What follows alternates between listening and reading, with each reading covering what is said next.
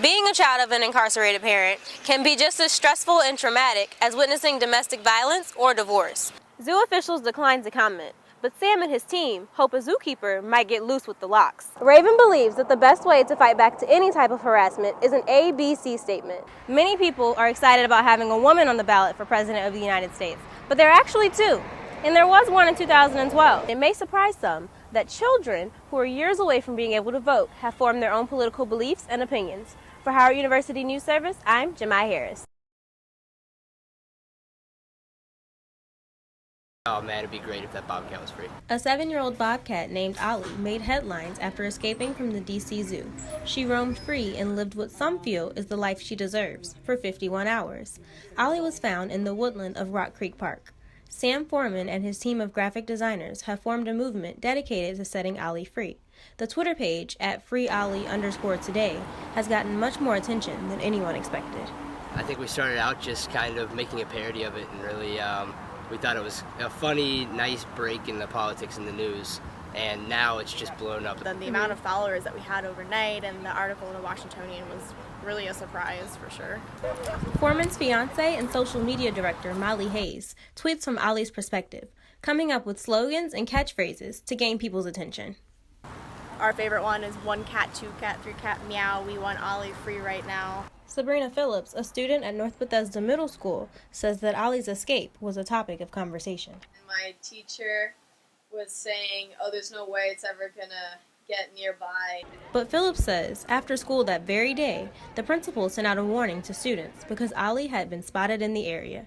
In the 51 hours that she was roaming free, schools were adjusting their daily routine. According to DCPS Communications Office, more than 10 area schools were placed on alert and canceled recess as well as other outdoor activities.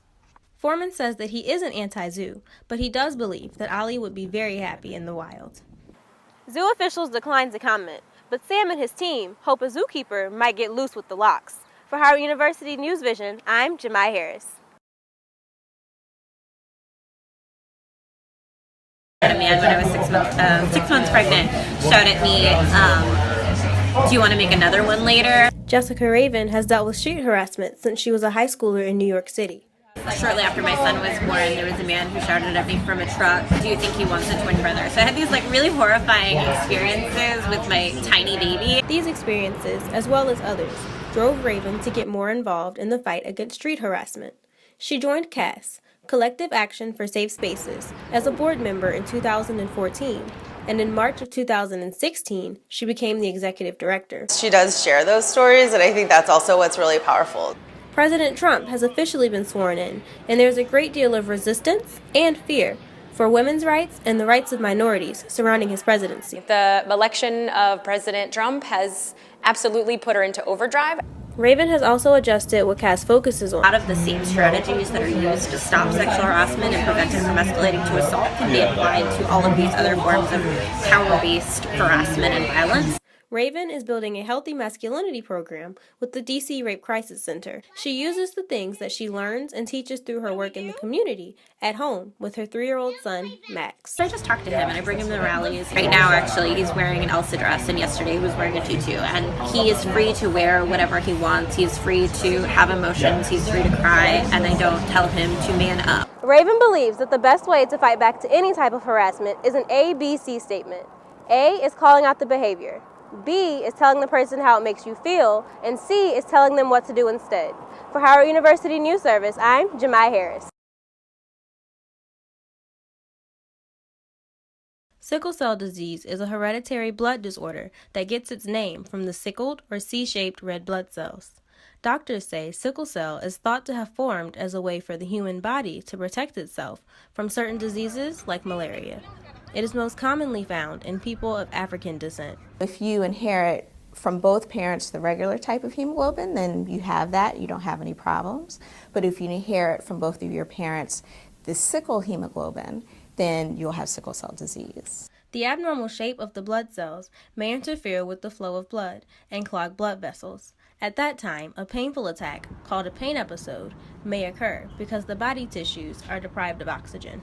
Their red blood cells are aggregating at a point where the vasculature gets very small. And so as these cells go through the vasculature, some of them are sickled in shape, and those sickle shapes like to stick together.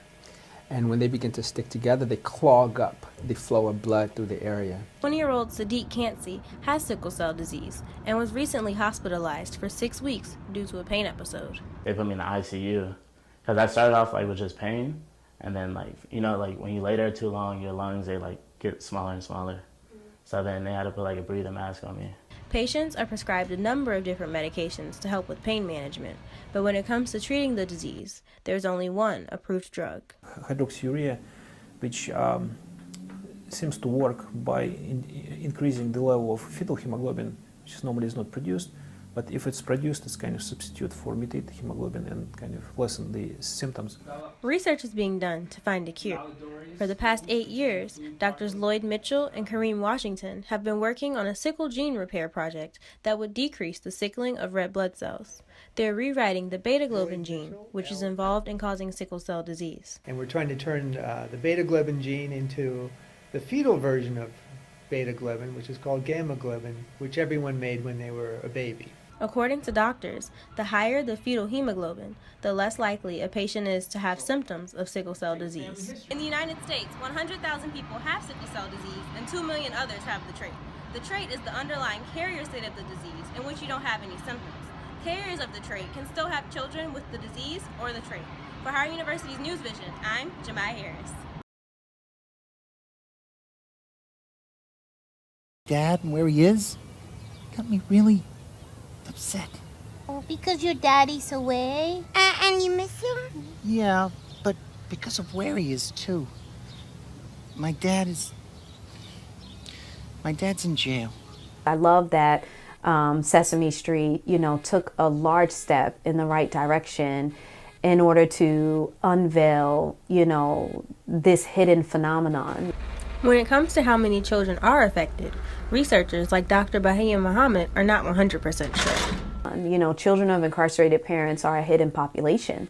We're still estimating the numbers of children that are affected, and we get those numbers from the numbers of individuals who are incarcerated across the nation. According to the Pew Research Center, currently 2.7 million American children have parents who are incarcerated, and approximately 5 million children have had a parent in jail or prison at some point in their lives.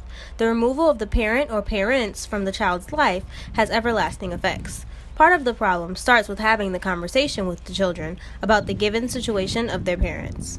Conversation, about incarceration. But as adults, for some reason, we're kind of under this impression that the kids can't get it, and they do. Mother Karima Burgess has 3 children with fathers who are or have been incarcerated during her children's childhood. 2 out of the 3 children, I used to tell them that their father was in school. I didn't want them to know that their father was in prison, because I knew it was going to affect them and make them sad. With her youngest child, whose father has recently gone to jail, she's decided to do things differently. Being told that your father is in school and never having the answer of, well, I'm in school, I come home every day. Why my father can't come home every day was a hard question to answer. And it affected them throughout their lives, so I decided to be truthful when my 11-year-old father went to prison. Children are often aware of what is going on around them, and hiding things from them can cause animosity, as Dr. Muhammad saw during an interview for her doctoral research. He's like, I know where my dad is, and this effing sucks. I'm going to make my grandmother's life a living hell. I'm going to fight every day in school so that she has to leave work. Why is she lying to me? Don't I deserve the truth? Children as young as preschoolers can be made aware of their parent being incarcerated, depending on their emotional maturity. Developmentally, you would have to identify where that particular child is and determine how you want to go about discussing it. Burgess has seen recent changes in her son's behavior since his father's incarceration. He became isolated, he became defiant, more vocal.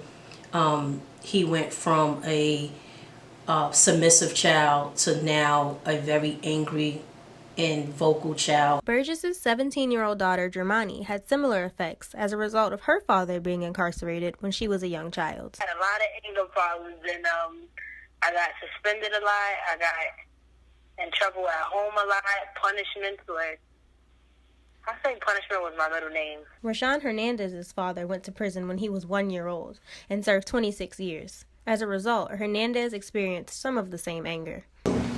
It was at points where I used to say, I don't feel sorry for him. I think he should be there because of what he did. Despite the anger Hernandez may have felt, he was still affected by his father being in prison.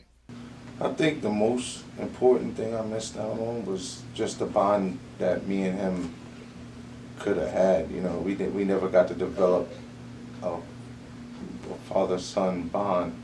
Rashawn's father, Jose Hernandez, spent 26 years in prison. His whole life, everything.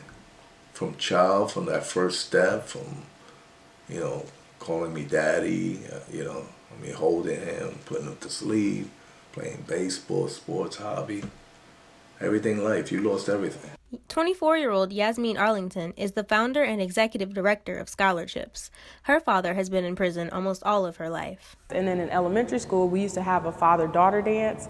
It used to tear me apart because it was just like, well, I can try to bring my uncle, I can try to bring my grandfather, maybe, but I cannot bring my father. After a brief stint in prison, 20-year-old Kwesi Nix faces up to 30 years and has a young daughter. I miss my daughter Thanksgiving, her first Christmas, her first New Year's.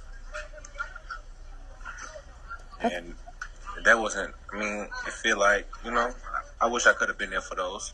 Resources like Dr. Muhammad's Prison Alphabet book can help educate children with incarcerated parents. The coloring book really is an opportunity to empower the youth, to give them a voice and allow them to be able to engage with their caregiver. The Prison Alphabet book can be used as a way for children to ask their caregivers questions about things relative to their parents behind bars. Their questions revolved around the safety of their parents. Like, I have D is for dentist. One of the kids that I interviewed, an 8-year-old, asked me, when my dad gets a toothache, where does he go? And when these children grow up, programs like Scholarships, a nonprofit organization that was founded in 2010, can help them pay for college. I founded back in 2010. At that time, I was a junior in high school. One day we were sitting in the dining room and my grandmother said, Yasmin, there are thousands of scholarships out there, but I don't see any scholarships for youth with incarcerated parents. So that was the aha moment. Although Arrington's father has been in prison most of her life, she didn't let that stop her progress. I encourage young people to use that as motivation to break out of cycles of poverty, cycles of incarceration, and to really excel. Being a child of an incarcerated parent can be just as stressful and traumatic as witnessing domestic violence or divorce. These children lose their parents in their critical developmental years, a time where the foundation is being laid for the rest of their lives. For Howard University's News Vision, I'm Jamai Harris.